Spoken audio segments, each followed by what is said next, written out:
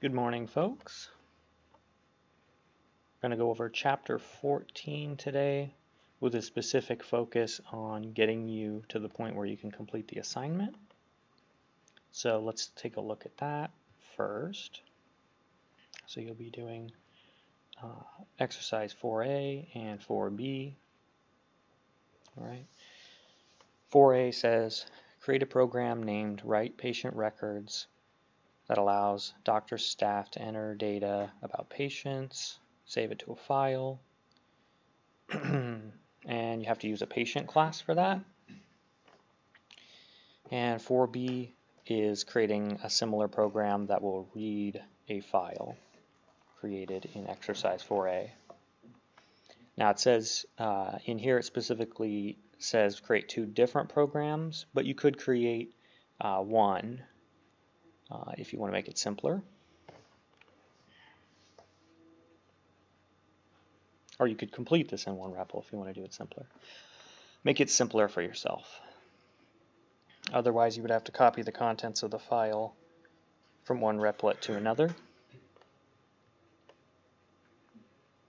Alright, so chapter 14 is about working with files in C#.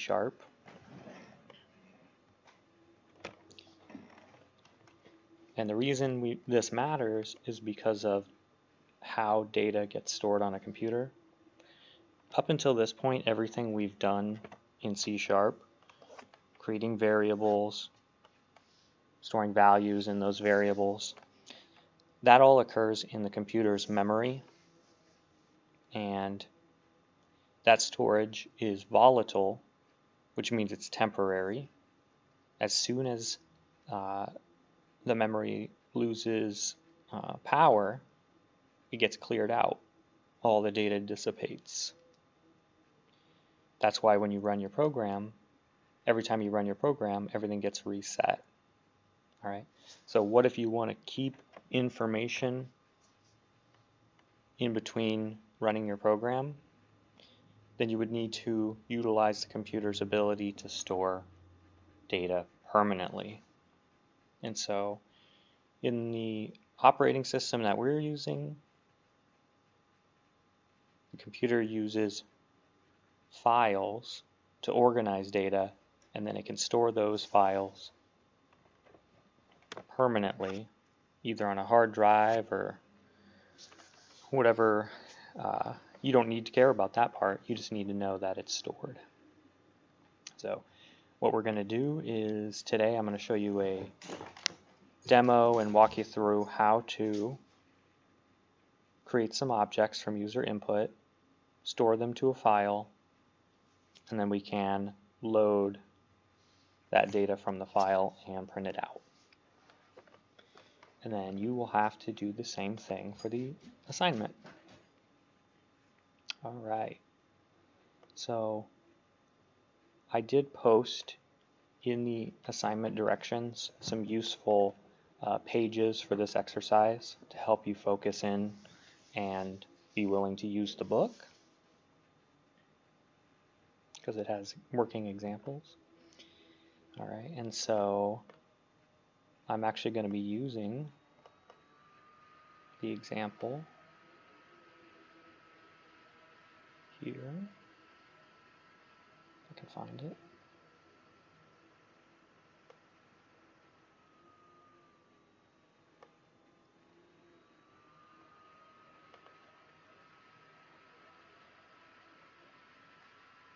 Here it is. Nope. Here it is. Okay. So slide 39 and 40 give you the code to write a program that can store objects in a file and retrieve them. And that's what we're going to use. And in a useful fashion, they have inserted that as an image, I guess to prevent you from copying and pasting it in.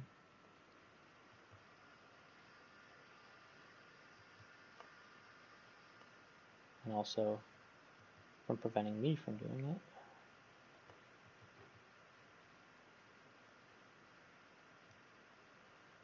Okay.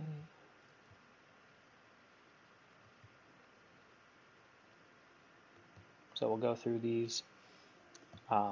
We've got the basic, including our namespaces for all the tools we'll need. So we need the system and system.console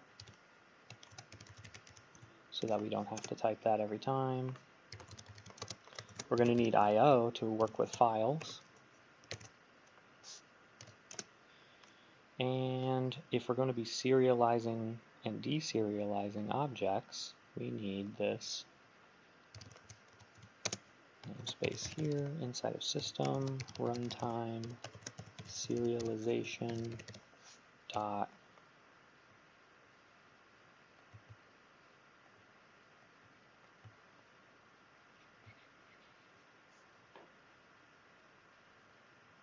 formatters binary. So in this chapter, it goes over how to write files sequentially, kind of create a text file, and how to read those. The downside to that is people can open those files and see the text. So if you have personal or private information,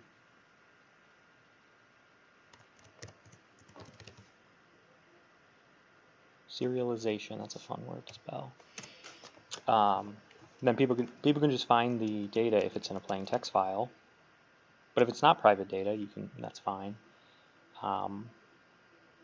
If you serialize the objects, it stores it.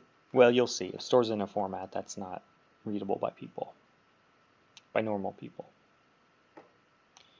All right, and then we need. Okay, we have all of those namespaces, so we'll need a class for our program. I'll call it serial demo, so I don't have to type all that out. Alright, we need our main method here to run the code.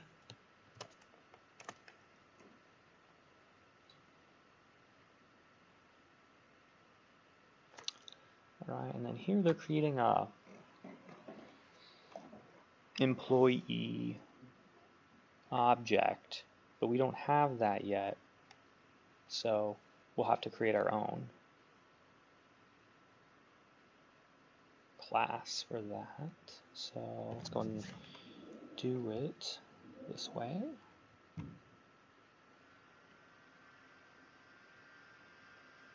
Create a new file. I'll call it I've been reading a lot about private prisons lately, so let's create a prison class.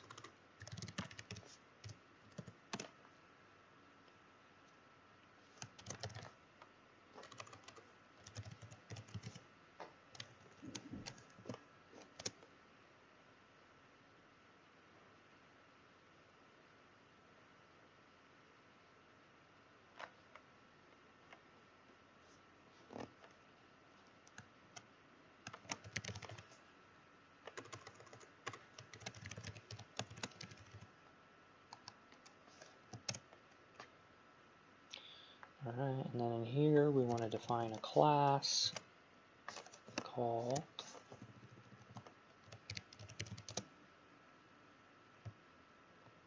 prison. We got to give it some properties. So let's go with name. And when you're creating a class that you're going to want to be able to serialize into a file, you have to include this attribute here, serializable.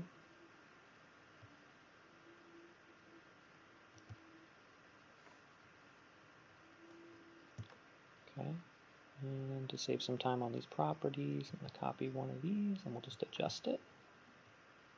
So this is on page 674 that shows you how to create a serializable class so that the objects can be serialized.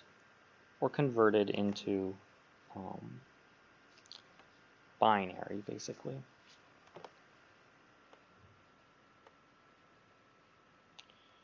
Alright, so we'll go ahead and set some properties here.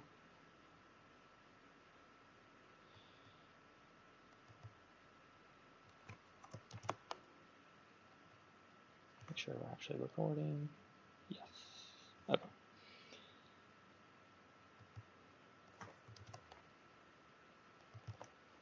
So let's have, each prison can have a name, a location, let's do location,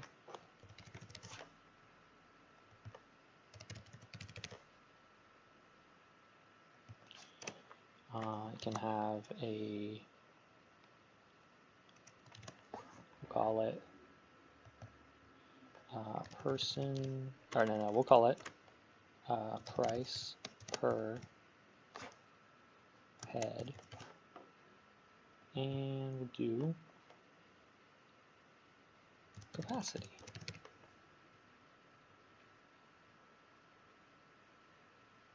Alright, so let's say we're in the business of owning some private prisons, and so to make money to build more, we need to make sure we have a government contract so that they will pay us to hold prisoners for them. And they're incentivized to do that because as a business, we can be way more efficient in managing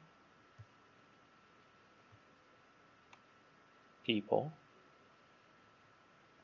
And the more people that we get in our prison and keep in our prison, the more money we can get from the government. And we can use that money to build more prisons. So let's keep track of our prisons by storing them in objects, and we'll create a file, and then we'll read that, and maybe we'll make a report. We can make a report from the results of that. And then we can use that to make business decisions on whether we should try to, I guess we'll want to know how many people are actually in there, huh? We'll call it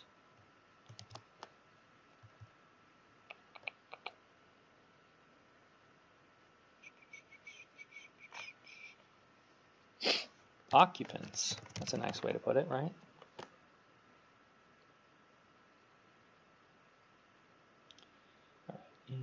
Int, string. Okay, got plenty of information here to work with.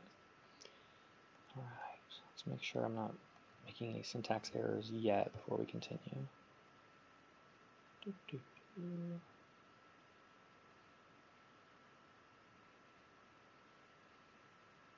Oh, whoops. Forgot. So, failed it. Copy text.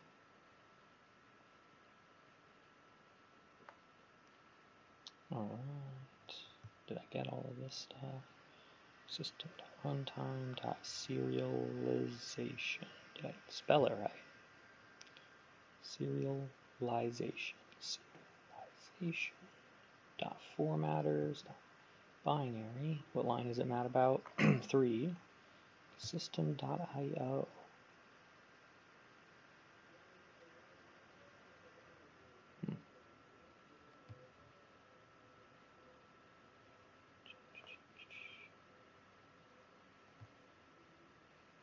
System.io.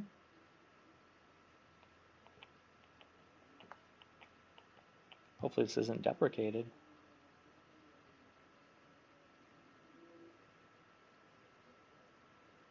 Did you... Can I do this?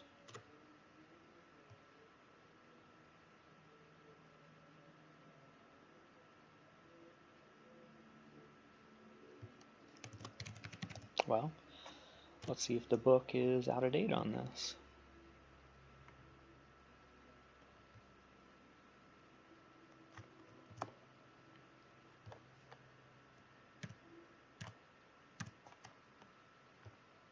kill some tabs.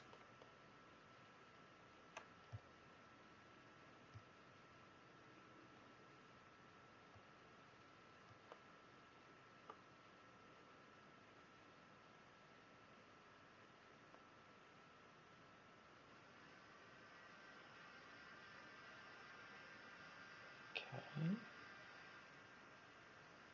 Looks like it's good according to the Microsoft.NET documentation. Let's see if it's just replit.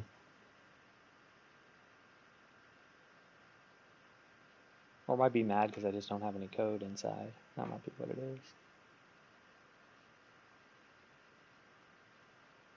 Oh, yeah, it might be replit. I hope I don't lose the code I wrote.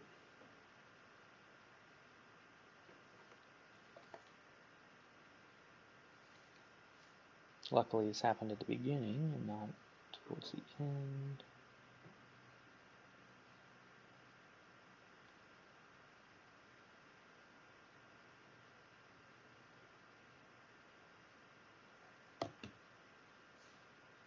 Okay, try it again.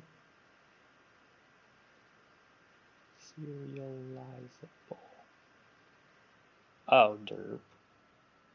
I'm looking in the wrong file.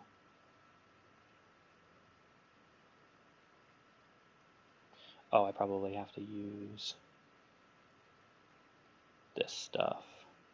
Now let's put all this in the other one too. Alright.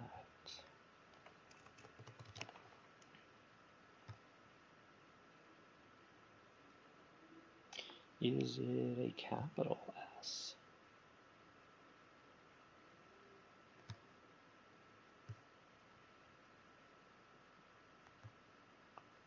It is. Okay.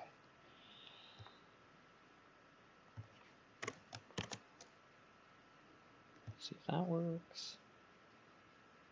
Okay. And then if I do this, does that work? Nope. Okay. So I did need to include this. And I don't think we need this. There we go. Okay. Setup is the worst part. Oh, thank you, Andy.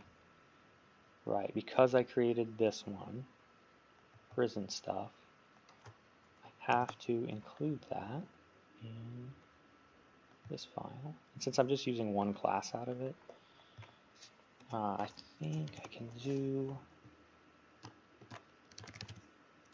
We'll see if this works, but if not, I can be more specific. Okay. That'll save us a lot of time down the line, so I appreciate that, Andy. Okay. Back to copying this code now.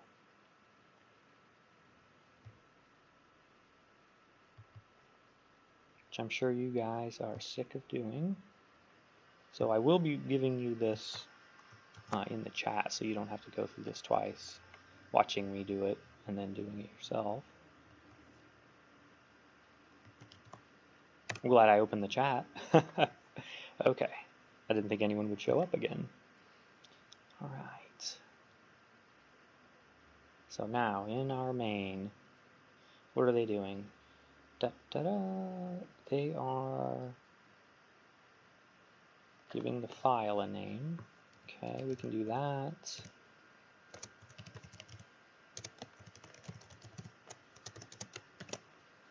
And we can give it the same name. Okay. And so I don't think this file name or the file type here, we'll see if that actually matters later. All right, so now we can create, did I just call it prisoner? No, I called it prison, right, because we're storing information about our prisons. So we need to create some prison objects. Okay. So they're creating a new employee, we're going to create a new prison. our first one. Got to start somewhere, right? Oops.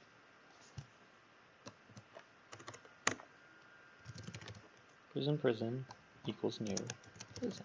And just in the interest of saving time, instead of inserting each individual property one by one, we can go ahead and create a constructor for that.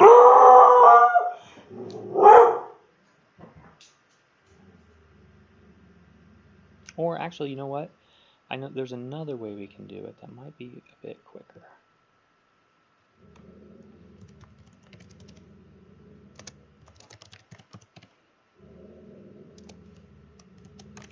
There's a way to create objects right in the code, accessing the fields. Just need to find the syntax.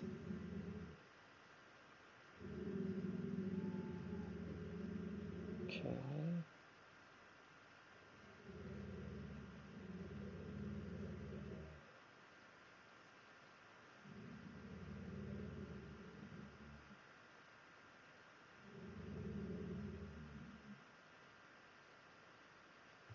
Maybe it's this.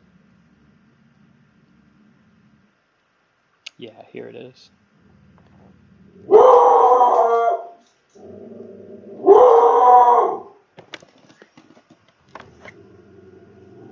Just a second.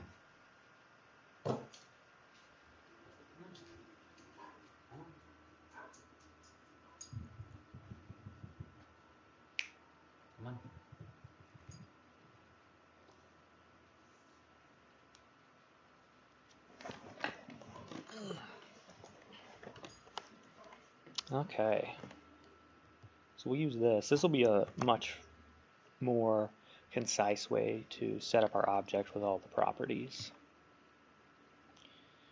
Okay, so they're having us just create one, I guess. This is actually to hold one, so I guess we can create.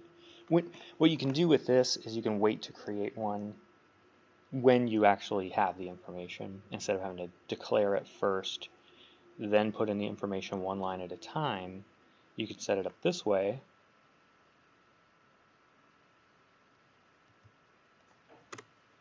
And then we can put in the different properties.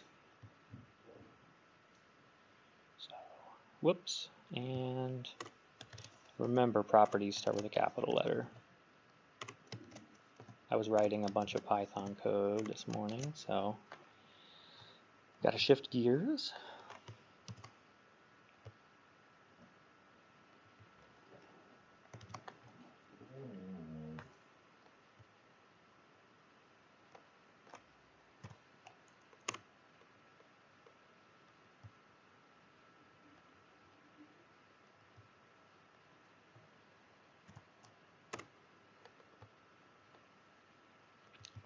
Get this all lined up.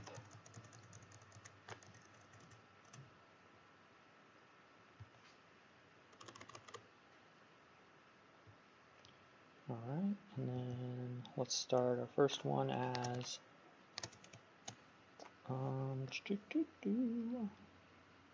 Alcatraz 2. That will be in, let's see, I think only certain states allow private prisons, but maybe I'm wrong. I think it might be state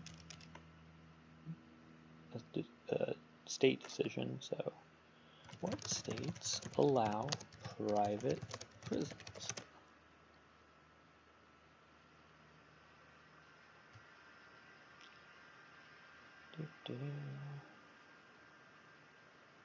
Well, not California or Nevada. New Mexico uses them. So, put in New Mexico. Let's say we got a contract for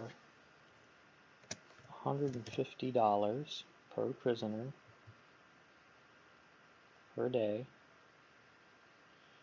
And we can, this prison can hold 99 prisoners.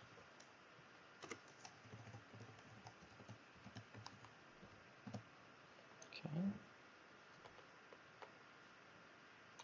Let's see.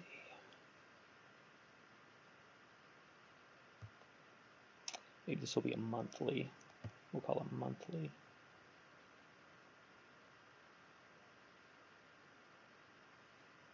Okay. And actually, let's do this. We'll call it profit. That'll make more sense.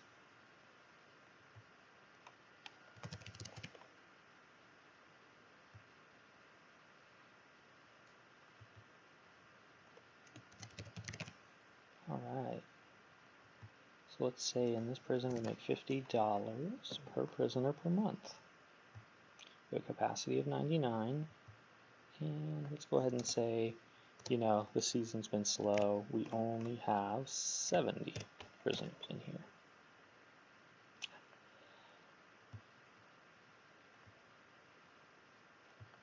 It's hurting our bottom line. Okay. So that is all set up. Got it. We got one created. So let's try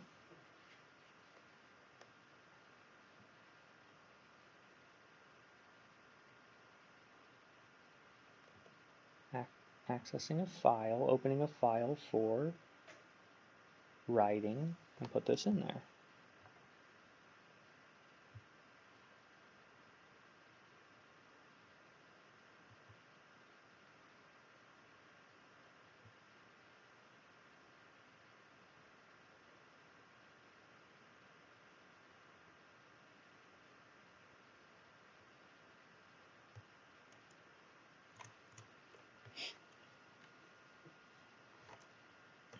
Okay, so the first step of working with files, if you want to write them, is you have to create the file that you're going to write to. Okay, and to do that, you need a file stream object. So now we have to create a file stream object so that we can work with a file. And we'll call this out file because we're going to be writing data from within our program out to a file. So we'll call it out file, but you can, you know, it's just a variable name. All right, so we'll create that new object. And it needs to have a file name. And so we set that up here so we can use that. Oh, that's cool. I should use that more. So that is our constant file name. So that'll tell us where to write to. Okay, and then we have to specify the file mode. Okay, and we'll set that to create. Okay, and then we want access to the file so that we can write. Okay, so that'll create that file stream object that we can use to manipulate a file. That's the first step of working with files, is setting up your file stream. Okay. And you can look at in the book if you want to see what other options you have for file mode and file access. We will be using read when we're going to read in the file, but for writing we're going to use write. Okay. The next part here is for taking an input. We're not there yet, so we'll skip ahead to inside of here, inside of this while loop. That's where they're doing the serializing. So they're reading in some information and then they're serializing it. So this highlighted part here, oop, and we missed a step up here. All right. To serialize, we also need an object called a binary formatter. That is what will allow us to convert this object into binary, and that process is called serializing. And we can do that for the prison class because we specified in here with this attribute that the prison class we're allowing it to be serialized by setting this. Okay. So we created the object, we created our file stream here. Now we need to create our binary formatter.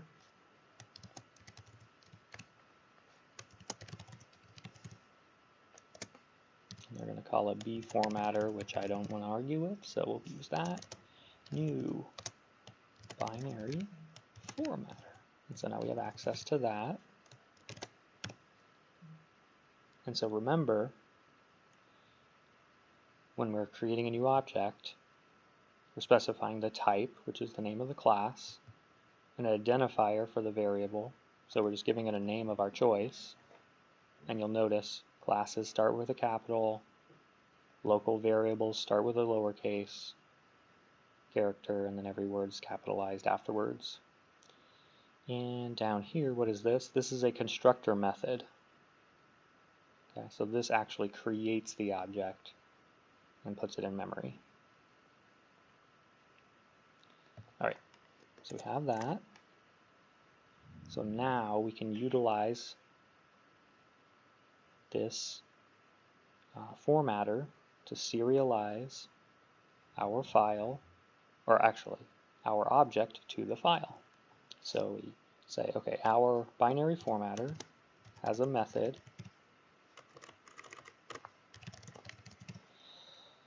of serialize. It needs a file stream to use. So we created one up here, we'll give it that. And it needs the name of the object that you want to serialize. And we called it prison, so we'll just call it that. Alright, so that should serialize things. And so if we run it at this point though,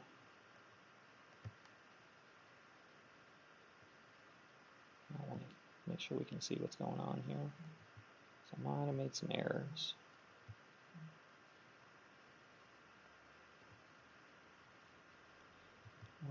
Does it say? Oh, I probably forgot some. Again, I was writing. Oh, yep. I was writing Python, so. And when I was writing Python, I was putting semicolons at the end quite a bit, so. So on line 14, I probably forgot something. Oh, I don't know why I put these in here. We need it like that.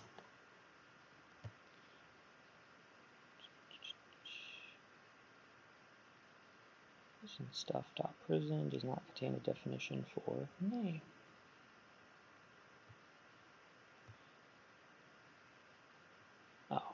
Oh, it didn't save my capitalizing of these. Okay. When Replit messed up earlier. Okay. Finally, something that wasn't my fault. Alright. And so now if we look in the prison.cs file, or I'm sorry, the data.ser file, here is what the text editor here is able to pull out from that as text.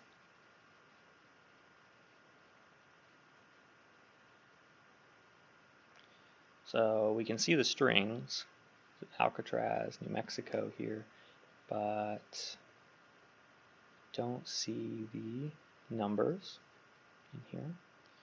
Okay. And these little boxes here is basically when the text editor tries to open this as a text file, it uses, it converts up from binary into the characters, so it's saying, okay, I have no idea what character you're using for these, so this is my character I use for when I'm confused. So this isn't meant to be opened in a text editor anyway, so we're fine there. All right, and so that creates the prison, puts it in the file, and then if I run it again,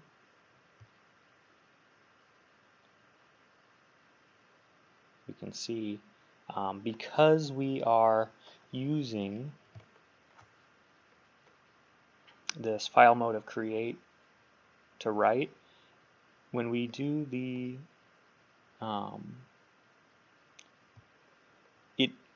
it will actually create a new file and overwrite the previous material. So let's see if we try to do it twice, what happens.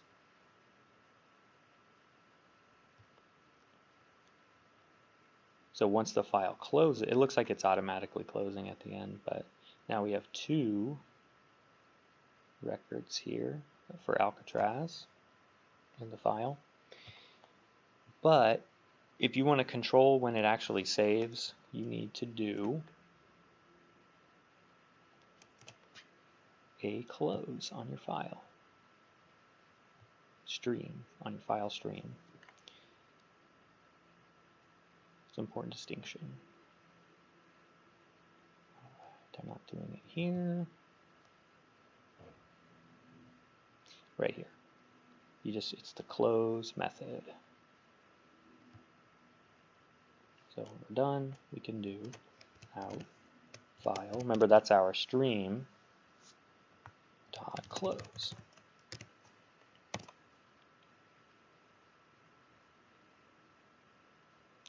Well, I'm curious now. Let's look at what other file modes we have. Actually, you know what? I'm just going to assume there's an append. Probably not, but maybe there is. Okay, and if we use that, it just adds the new ones on to the existing ones.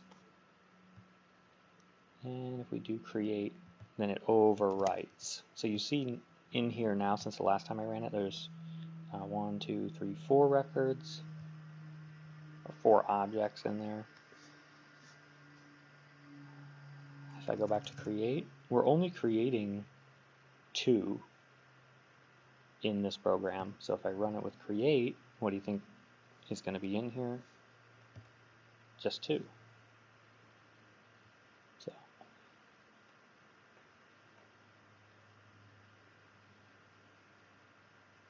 for the first one, I wonder what happens if we use append and the file doesn't exist.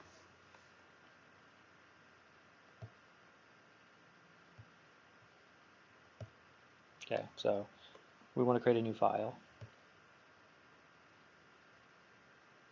Append does work. All right, cool.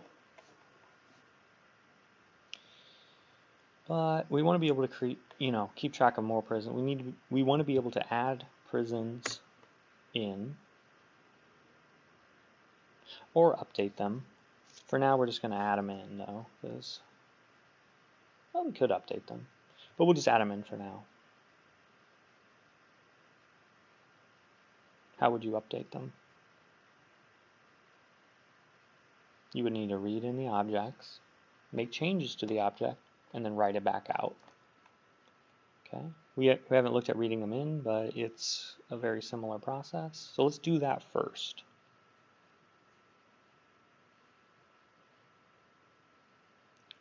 Okay, and we'll just do, we'll make a little menu here. This is how you would do the program, the assignment in one replit. You just make it a console menu program. So we can do int choice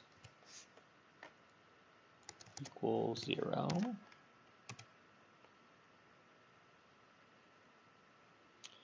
And just make a while loop that says keep running while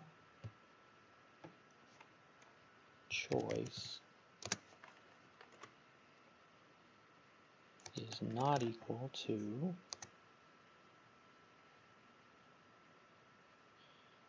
three, because I'm going to make one write to the file 2 to read in the file, 3 will exit the program. And then we can use a switch here is a good way. If I can remember the syntax. And I'm not going to waste your time, so we will look that up.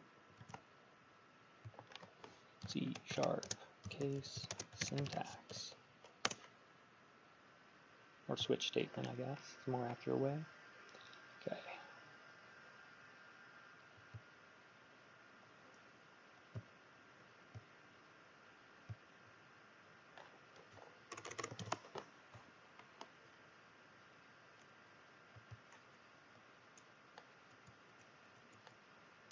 These are useful for menus, console menus like this.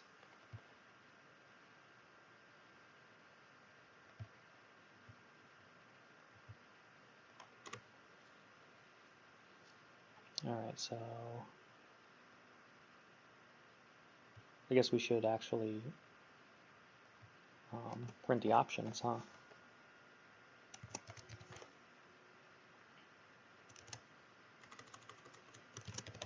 Does it show me in here? No, okay. I believe it's right line, but I may be wrong. Andy will correct me.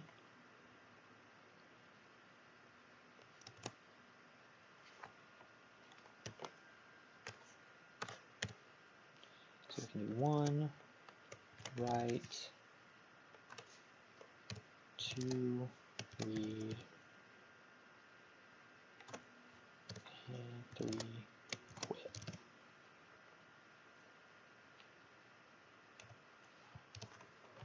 Oops.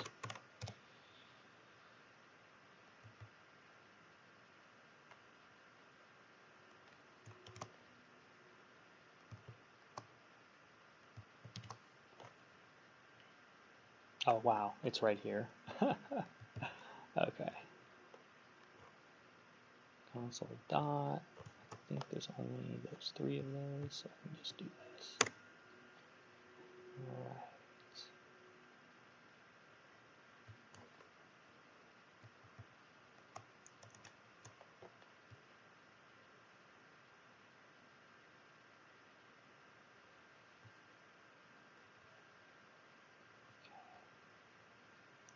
Make sure I have any errors. Switch. Semicolons. They are important. Also, don't make an infinite loop.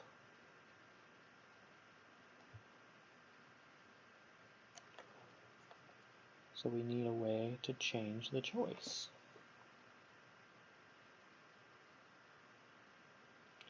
And that would be a read line.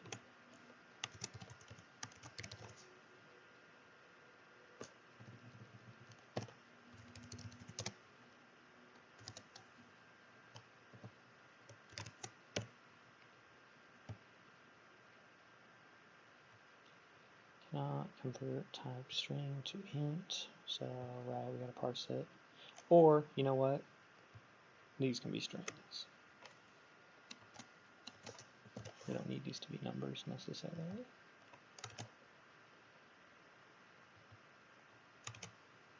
We're not doing any calculations with them.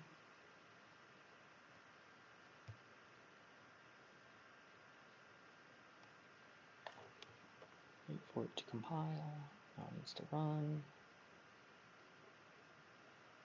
Okay, I guess it disconnected. Let's try it again. Alright, what am I doing here?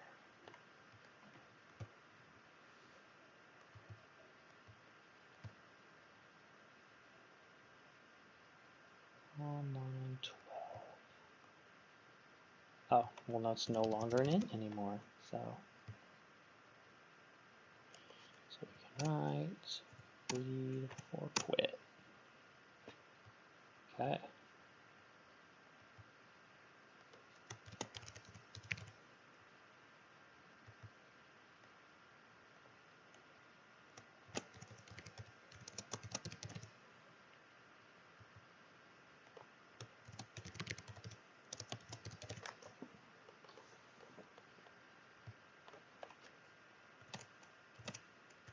Now we just have to put in the code for it. So we have this one is our writing.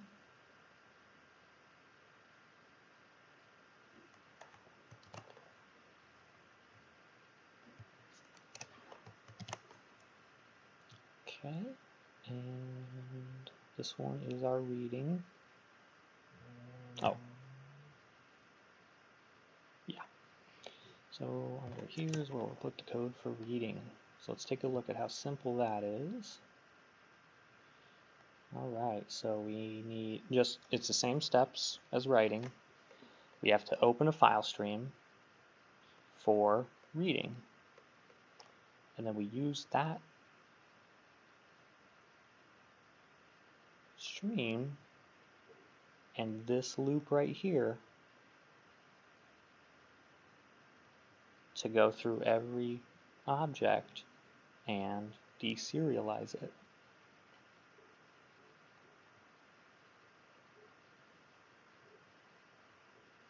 And then they're using a fancy formatting here to print out the values. So we'll try that. We'll see what that looks like. So step 1, creating the file stream. So why we don't have to start from scratch on that.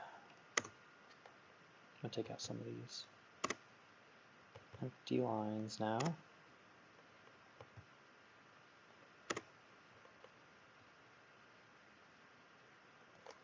Okay. So it's where we're putting our creating the file stream.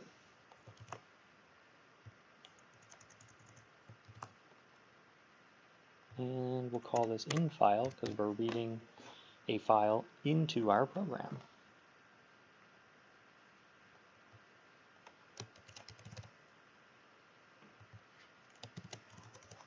Okay, let's make sure I copied that right.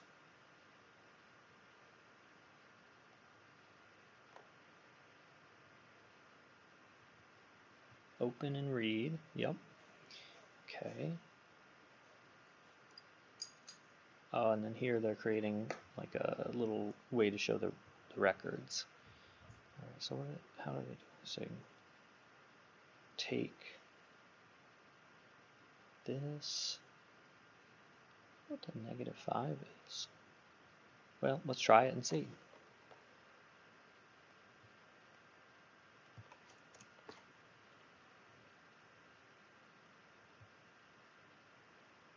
Okay. And line 0, -5.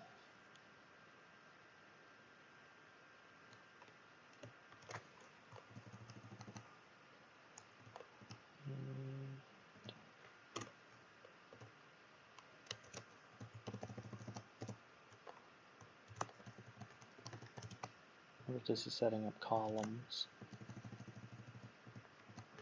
1, 12. This is my guess. We'll see if I'm right. Nope. I thought of something and then I looked and I don't think it's what I thought. Okay. And so you put in a string and then we list the values. So we can do prison dot, let's just do, since they're doing 3 here, we'll just do 3. Name, prison dot location, and we'll do capacity. So, dot capacity.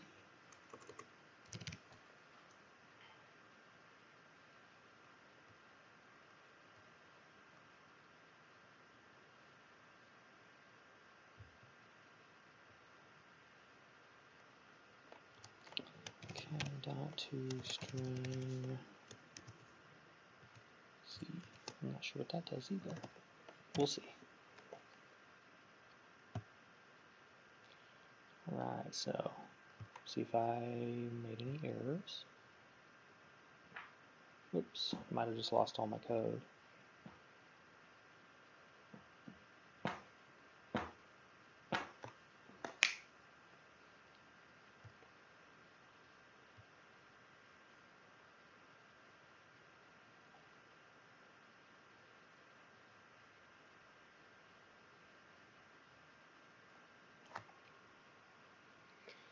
Use of unassigned variable.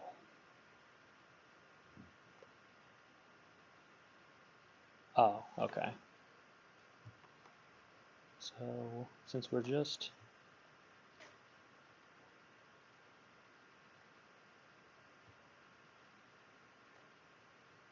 we don't need, we can create this at the beginning of the program one time. That was my bad.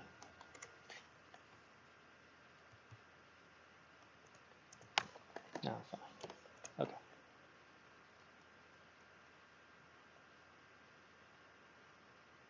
And we're going to create that up here.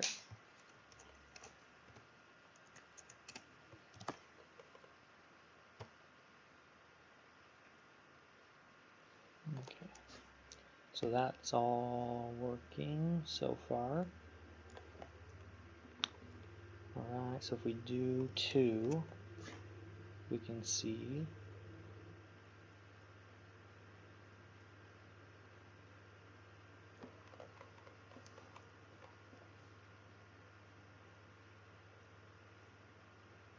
here we're just reading the object directly.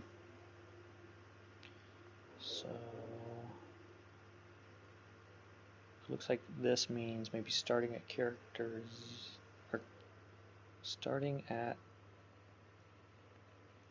the 0 character of the name, and what is -5 here?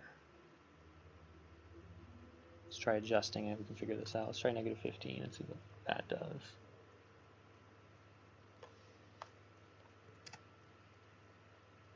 Okay, I think this is padding.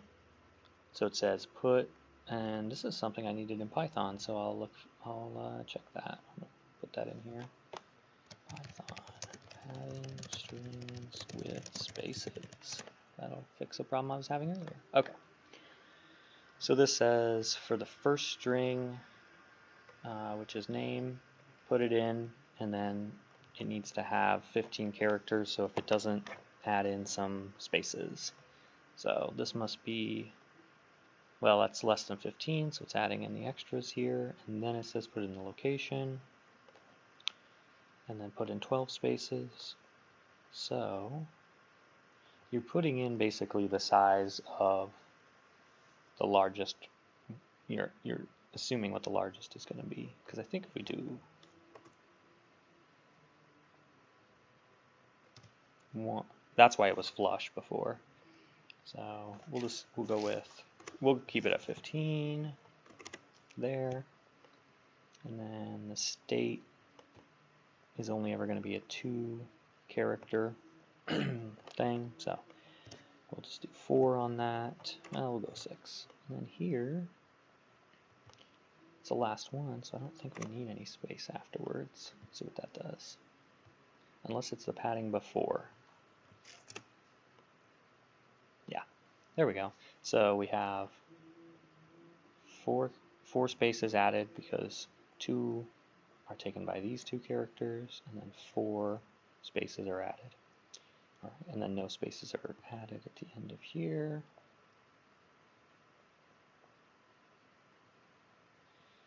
And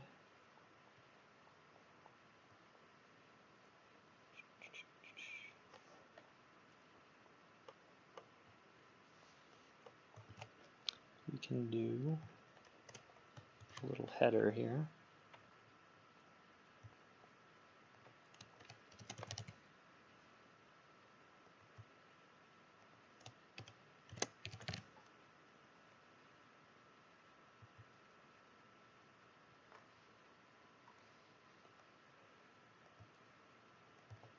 Oh, I have code intelligence off.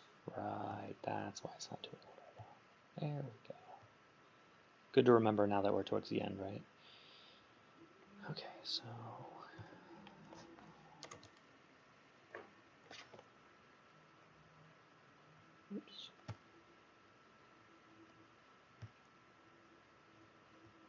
I don't think it's going to work anyway. Nope, okay. What did I call? Well, we'll just keep it as capacity.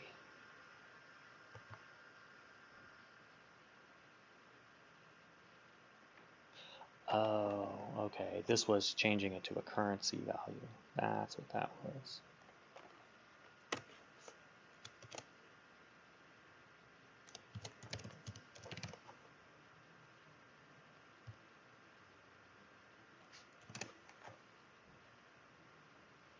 Okay, so now that we have this, the state is longer, we could add some more padding to that.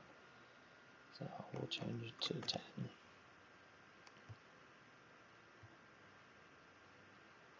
Oh, I guess I have to change it to 10 on both, right?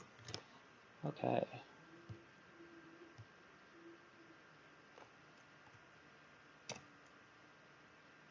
Okay, so that's the output, but here I'm still accessing the object from memory. I'm not pulling it from the file. Okay, so we have the file stream ready to read from a file. And we know that it's a file of serialized objects. So to access those, we need to deserialize them.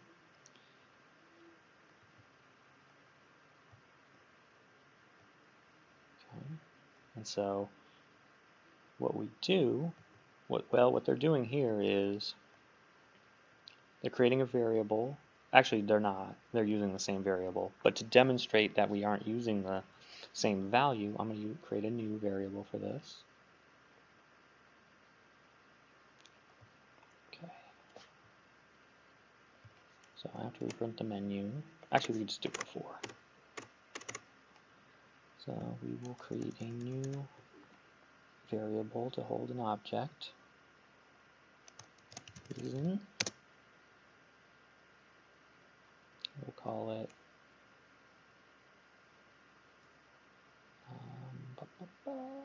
deserialized. Let's make it as the worst name ever. Deserialized prison equals new prison. So let's have a blank object here, and then we can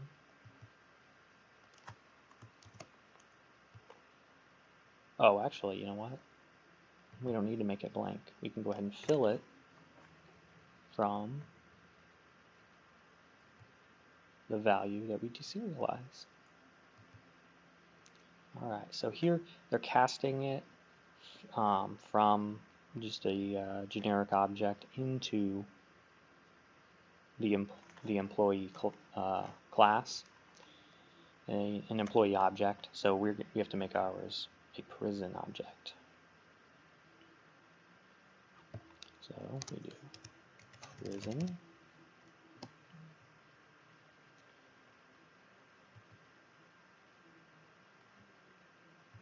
There's a lot of code here, so I don't want to mess it up.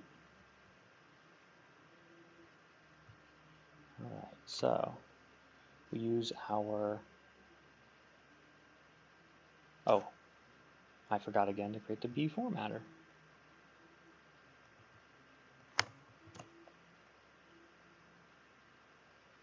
And it looks like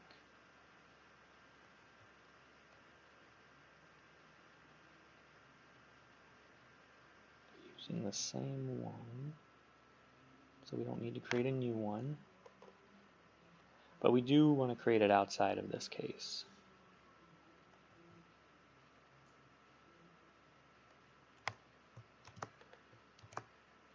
Because it needs to be created regardless of whether we're writing or reading. So we need that as soon as we can, which is fine at the beginning of the program. That means it'll still work here, and now it'll work here even if we don't run the other code. Okay. So we're going to use that B formatter object to deserialize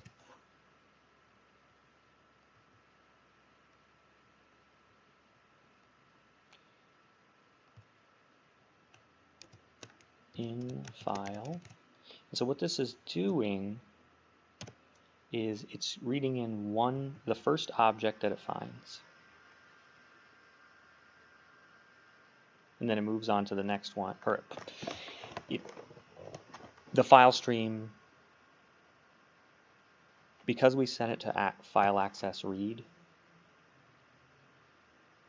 that copies the file into memory, and in memory it also keeps track of where the computer is going to start. Well, it's in the file stream. Where is the file stream starting? At the beginning of the file. When we use deserialize, and we tell it which file, it will change where in memory where the stream is looking at the file to the next object. So this will make more sense when we put it in a while loop.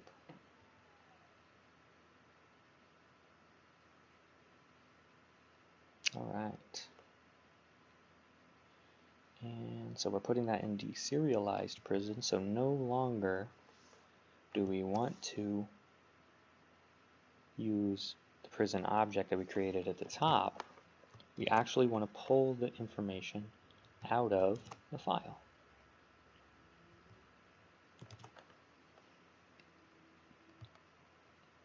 Okay.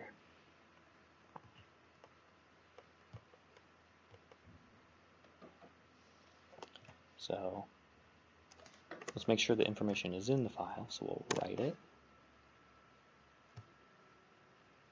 And so you can see, I have it on append still, so it looks like it's just putting all the same ones in there. That's fine. So now let's try reading that file. Okay, and so now it's actually reading the information out of the file by deserializing it and then outputting it in the console. Okay, so if this deserialize only reads the next object, how can we get it to read all the objects? Well, to show you that here, you just put it in a while loop, and then you can ask the in file, the file stream, where are you looking at currently, and is it before the end of the file? So infile.position gives you the index of the first character or token or whatever, where it's looking. And then infile.length tells you how many indexes there are. So as soon as the position is at the length, it knows you're done reading the file. So it'll just keep running deserialize until you hit the end of the file.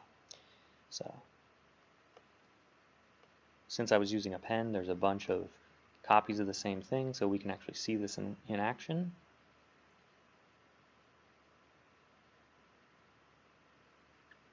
So right down here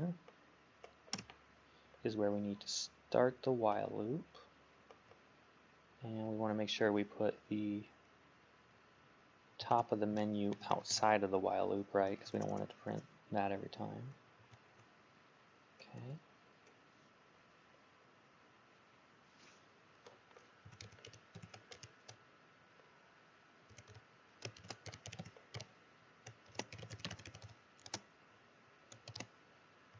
You're using less than, right?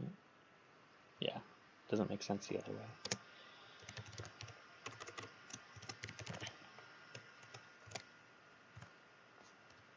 Okay.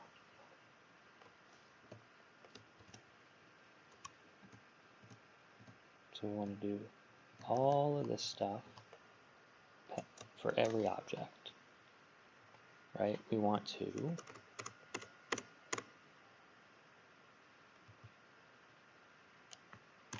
there's only two things happening here, but it looks like a lot because it's wrapping. So here, the first thing we want to do is create, well, we actually want to do this outside because we don't want to have to create a new variable every time. We're going to reuse the same one. So we'll just do this. here.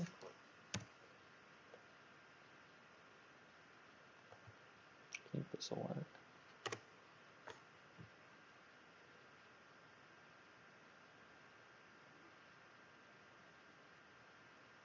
I might actually have to create a blank one for that. Okay. All right, so right now it has 1, 2, 3, 4, 5 records in it. Let's write another one and crash the program. Oh, forgot one of the most important things. Closing the file when you're done. Because we're doing it at the end of writing, but we're not doing it at the end of reading, so that stays open. But we don't want it open anymore, so after the while loop is done reading in all the things, we can close the file.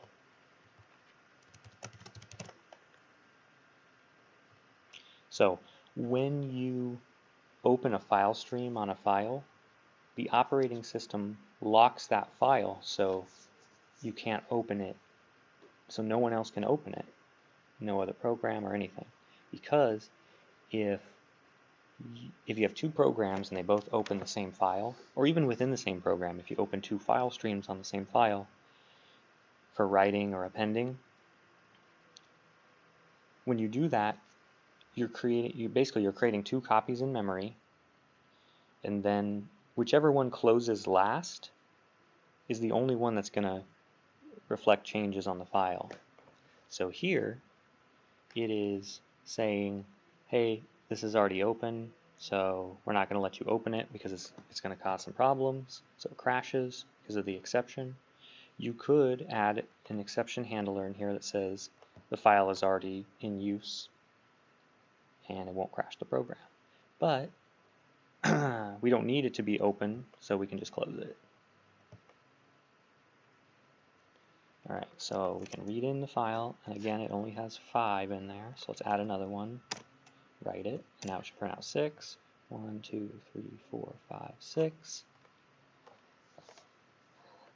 And you guys know how to do user input, so you could create a while loop inside of, or not a while loop, just you can create the reads inside of case 1 instead of just putting in the values of this prison.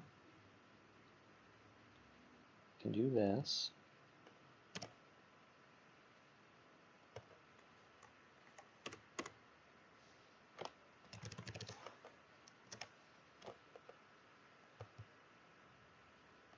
I'll keep this up here so you guys can.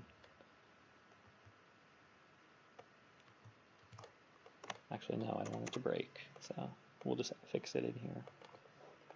Alright, so in the right line, right here where we're writing in the object, we need to ask the user to tell us the values for the fields. Okay, and then we'll use this syntax to build the object and then pass it in. Okay, so we got to take in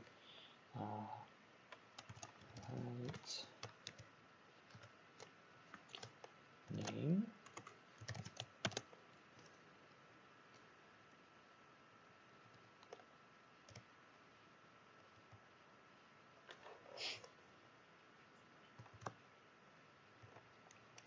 location, profit per head, capacity, and occupants.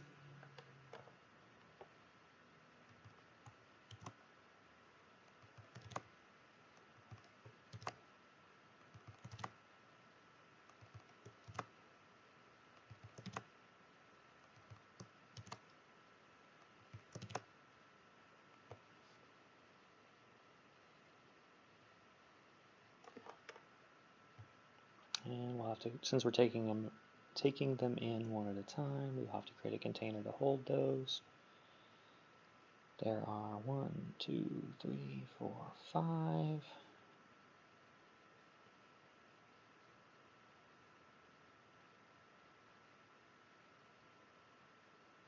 Well, in this case, it might be easier to just change them individually. So we would need to create a blank one first, and then we'll change it. Okay. So we have the prison variable that can hold a prison object. And so after we open the file stream for writing, we'll say, okay, start with a blank prison.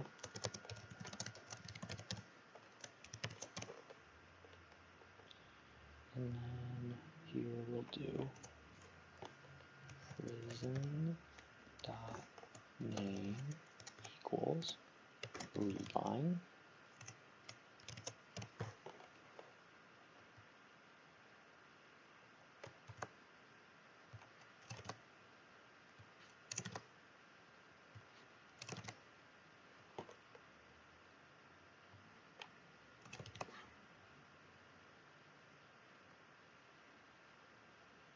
Probably going to put these all in the same line, isn't it? Okay, maybe not. And so, name, location. Why did I put so many fields in here?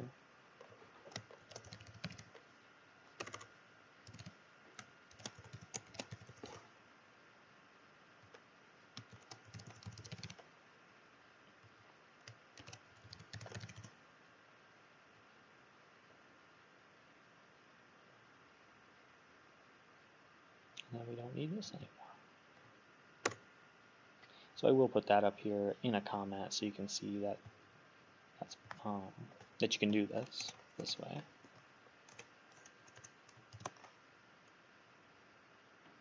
Oops. Must have pressed the wrong button. Cut and paste.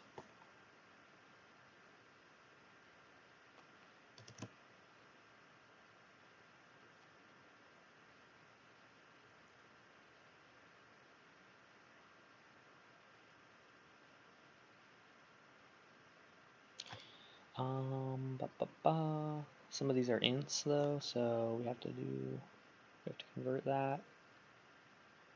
And I gotta look up the syntax for that. Chart to int.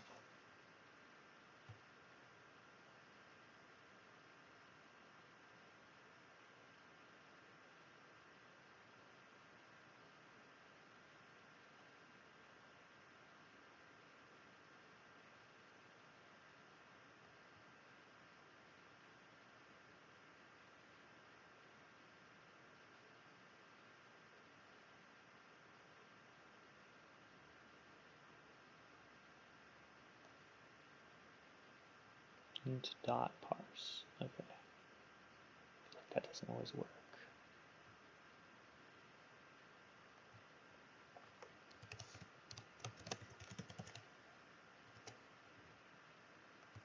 And I'm putting them on the wrong one because we only have two that are integers, and that is capacity.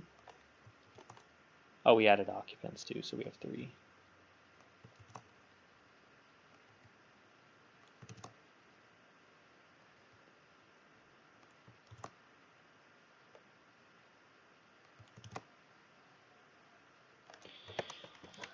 All right.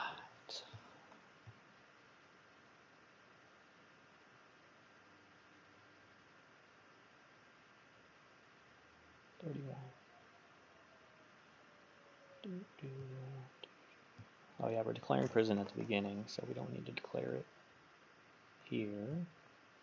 We can reuse the variable. So let's actually delete the file because it's full of a bunch of junk.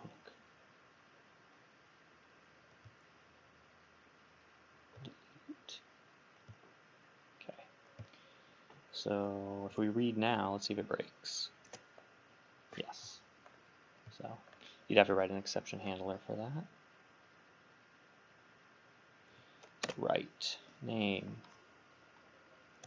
Bob's prison location. I'm just going to put them all in New Mexico because that's the only one I could get an answer on. They're paying us enough so that we're making $50 a month per prisoner after costs, and we'll say it can hold 50 prisoners. but it only has 25. It's brand new. I guess we need to do more advertising. Okay, and then that's serialized to the file. Okay, so let's read what all is in the file so far. We have Bob's Prison, New Mexico. Oh, I'm still setting that to a currency.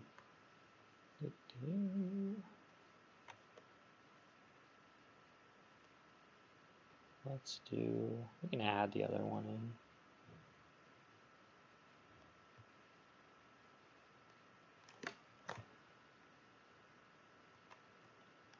So let's do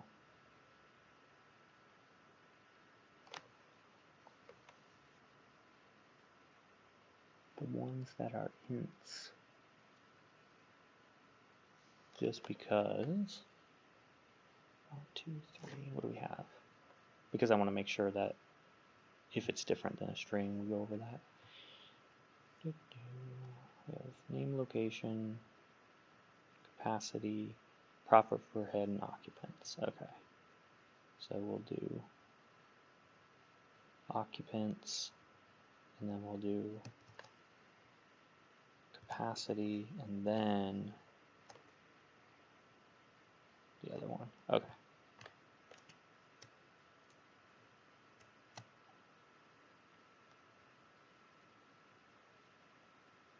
What am I doing? Where is it doing that? Don't know why it's showing that as currency. I'm pretty sure I took that off. Oh, it's right here. Okay. So we'll just add some space between these.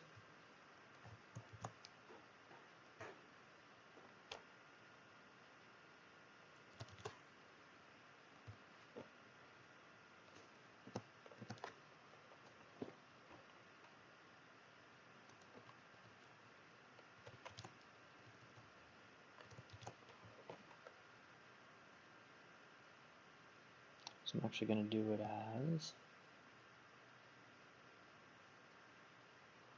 the price for the third one. That way we can just leave it here.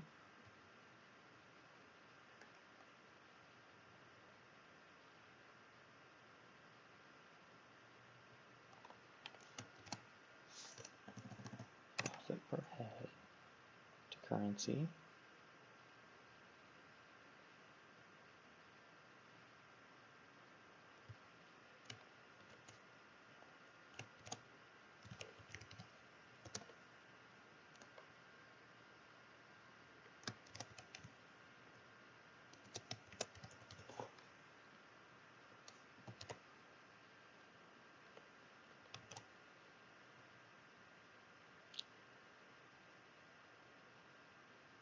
Occupants.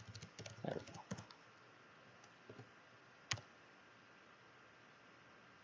So that sets up the top part. Now we gotta set up the bottom part.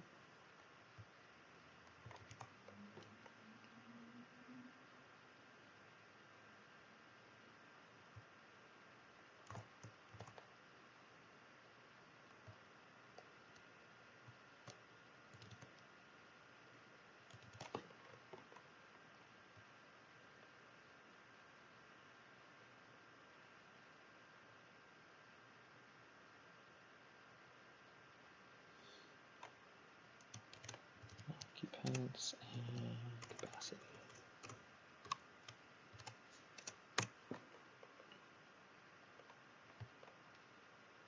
And now let's see if, because these are ints, if it gets mad.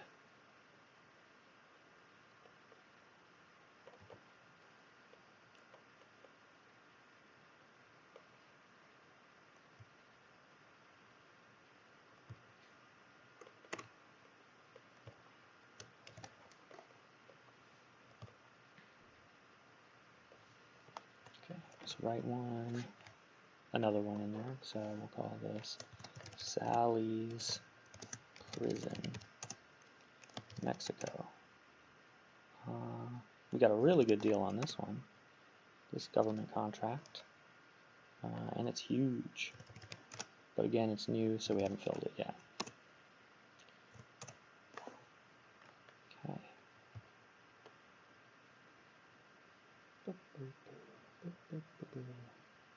Yeah, I made some of these too long. Let's shorten those. This is just output at this point, though.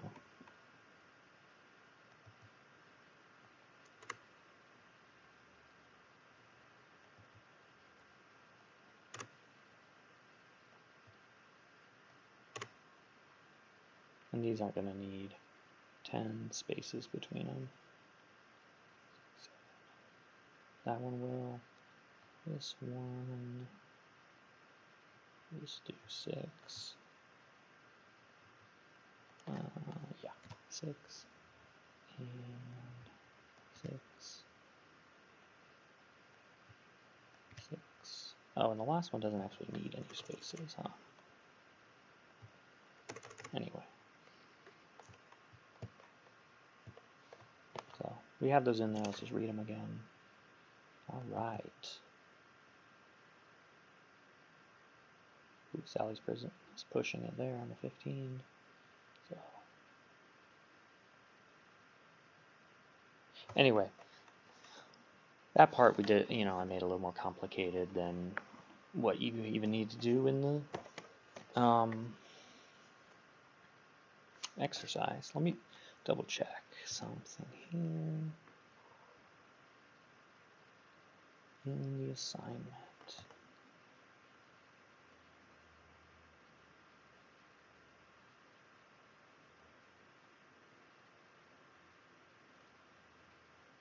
Okay.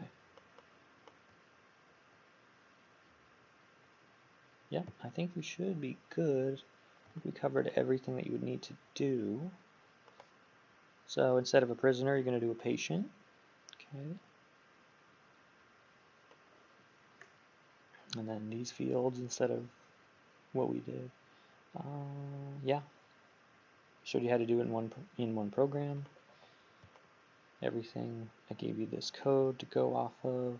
Should be good to go.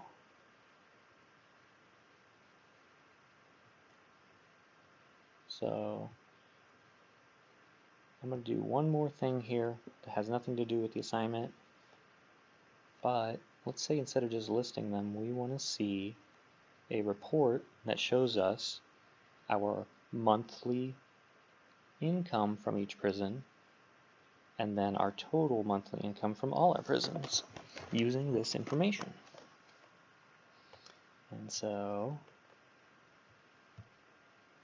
we will change 2 from read to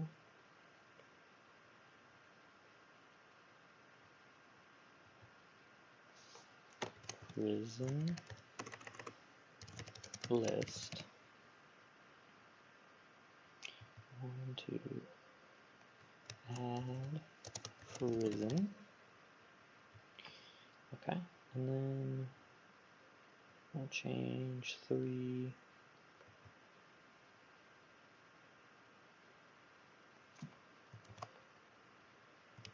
to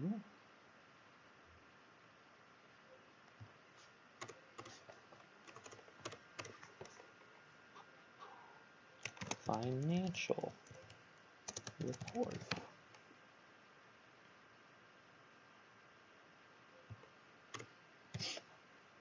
So we're changing 4 to quit, so we need to do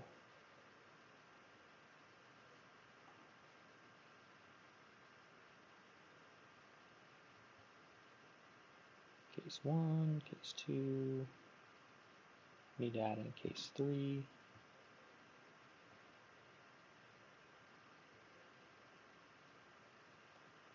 Which will be similar to this.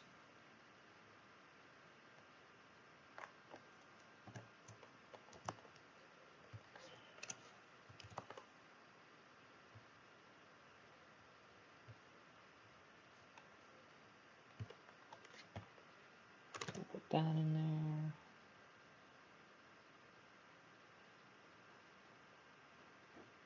We'll change this, instead of looking for 3 to quit, we'll look for 4. Okay. That should give us a new option.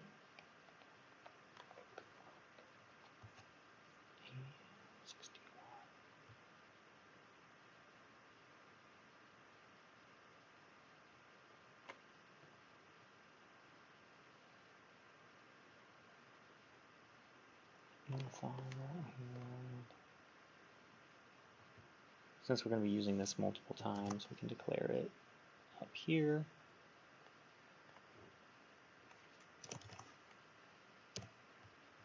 And then we'll just set it when we need it, instead of declaring a new one every time.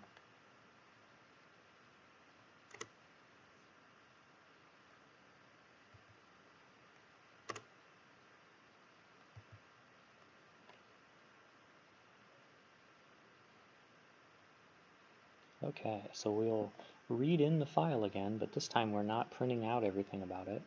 We just want to see the name and the monthly profit.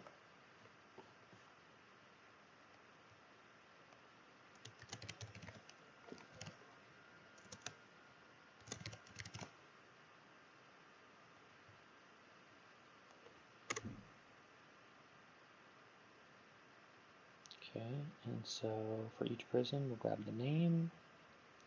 We don't need the location, but we will need to put monthly profit, and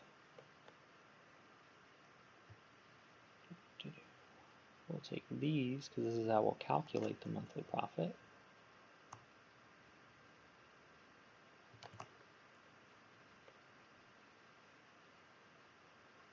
And we need to do that before we print out the information. So we'll take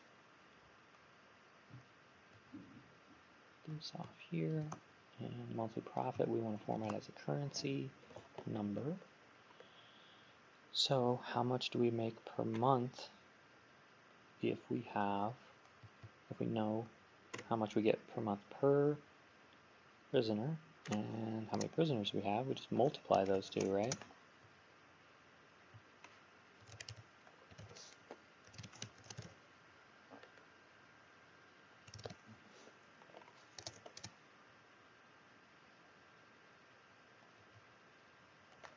Okay, so I need to declare that up here.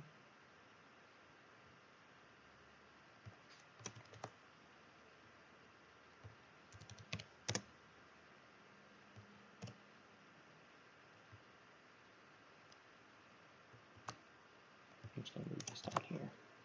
Okay.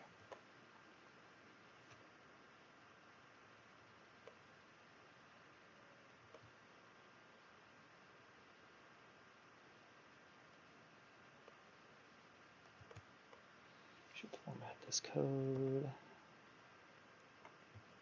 so it'll make it easier to read. I think that's it. Yep.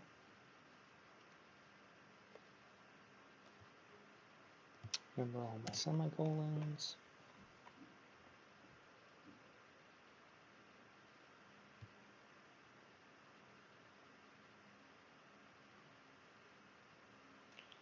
And then we need to declare this outside up the top.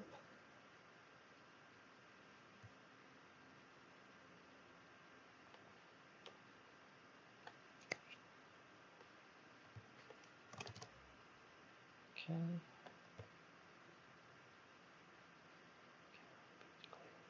I gotta do the other one at 56. Right? Let's see the financial report. It says, oops, crashed. File not found exception.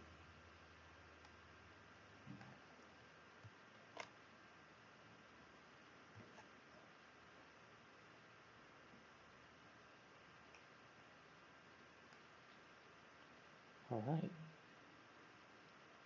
So, file not found.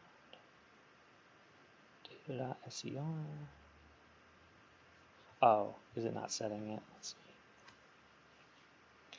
Okay, open it for reading. Grab that.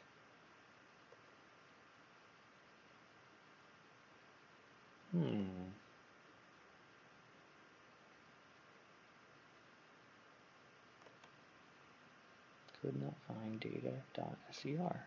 It's right here.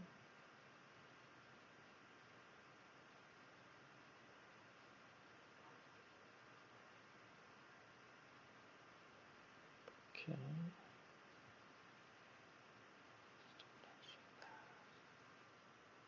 File access.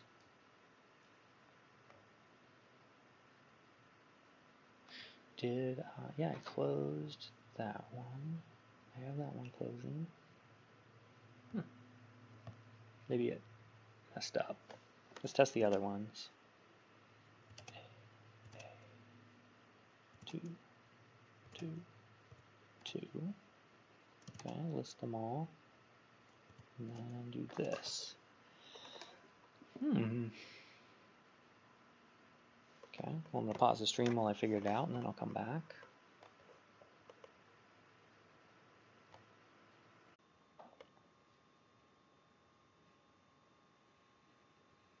Okay, I'm back. It was replit, so I just refreshed and it fixed it, but I had made an error in formatting my strings here. Remember, I changed it to only show the name and the monthly profit, so I had to adjust this formatting string, and that fixed it. So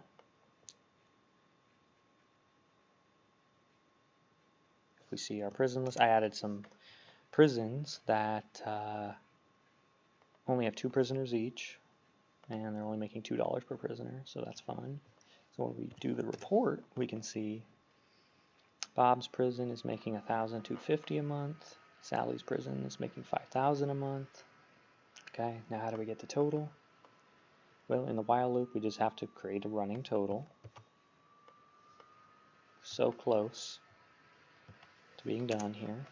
So we need an int running total.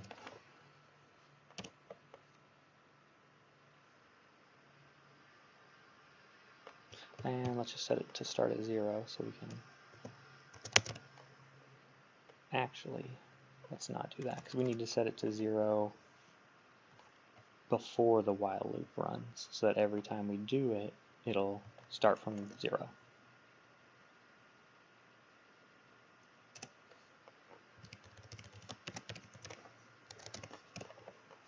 Okay, and so where we're calculating the monthly profit, we also need to add the monthly profit to our running total. And then we need to output that, and we're going to output that at the bottom.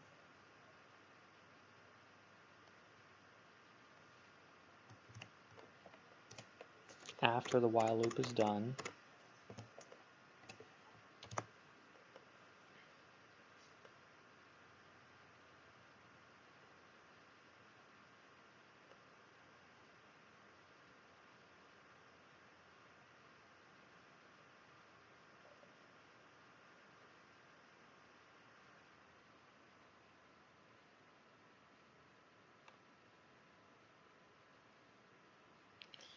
Okay, I think we should label it. Oh, no, it'll label itself. So here we need to put monthly total profit. And then here we just put our running total.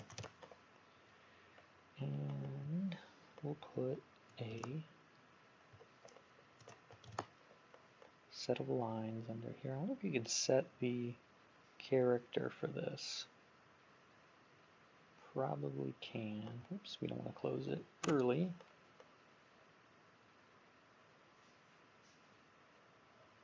I guess we actually can close it early in this case, but it doesn't matter. Okay.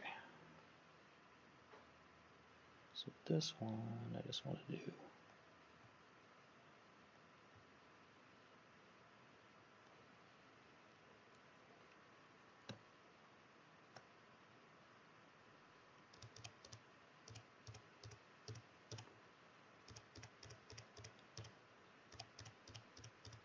okay.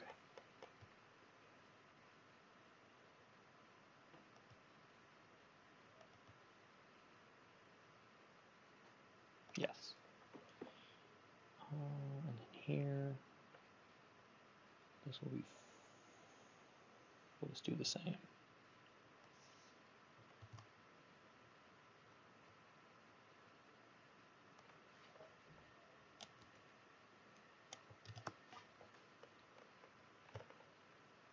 So it looks nice. And where did I forget stuff? It's hard to read this code when it's all stacked together, huh? Alright, 72. Probably forgot semicolon here. And 74.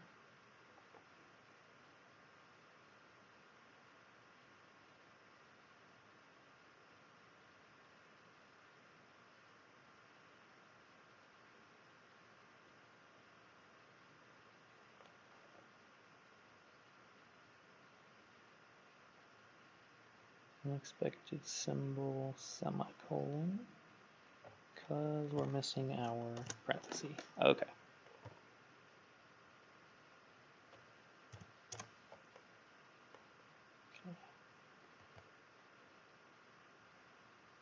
So now we can see, whoops. Well, actually we can just put another one of these.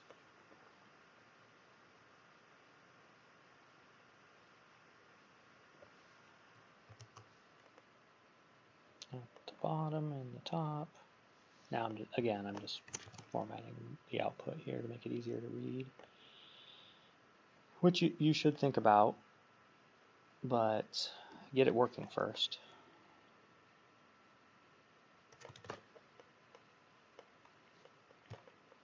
Okay, that should be enough. Alright, so here we have the name.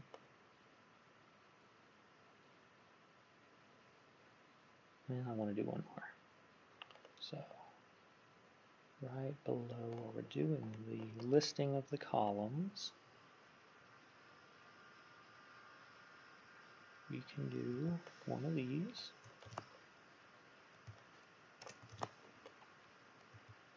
Let's go 1, 2, 3, 4. Whoops. 1, 2, 3, 4.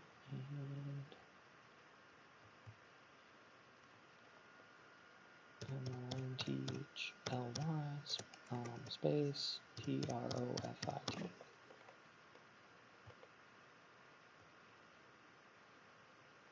And you could automate that. There's a lot of stuff in here we could automate to make it easier. Okay. So we have the name, what's the profit, and what's the total profit. Oh, okay. We'll just put total profit there. Thought that was looking too long. And then we can do the same thing for our prison list, because it looks like, doesn't look the best. Okay, so we can take out those reading file messages too.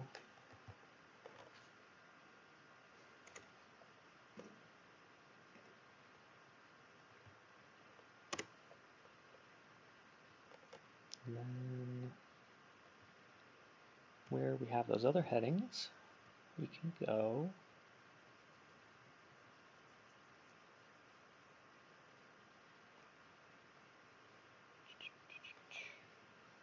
right here. Nope, that's the menu, it's this one.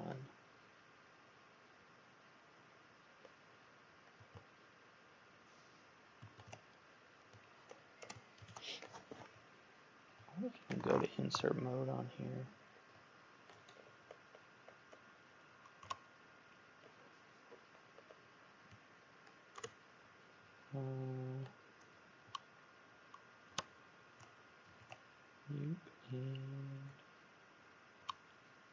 Nope.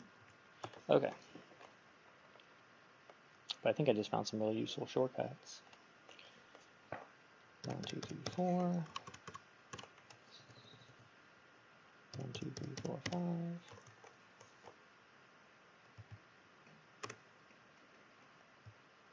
1, 2, 3, 4, 5, 6. And then 3 and 3. All right. So we're all done. Tested it. Now let's test it out because we're not actually all done. We have to test it. Add a prison. Apple. Town. In New Mexico. 200. Capacity 400. Occupants 163. All right, so let's see what prisons we have. Here we go. And now let's see our financial report. Here's how much we're making a month. Not bad, huh? Per month. I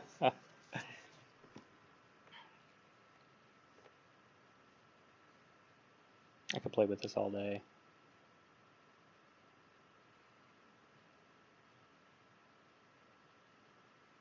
Let's do one more thing here. What if we want to see the yearly profit also?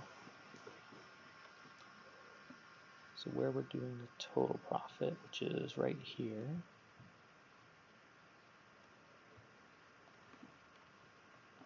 Do another one. So we can say, we'll call this monthly profit, and we'll call this one yearly profit. So if we know how much we're making each month, how do we calculate out how much we're making every year? Well, we just have to multiply it by 12, right?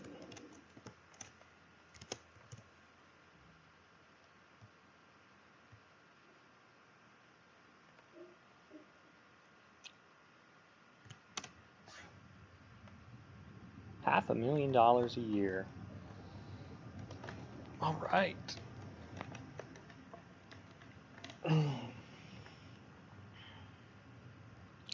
So, anyway, if you watched this far, hopefully you learned some stuff, and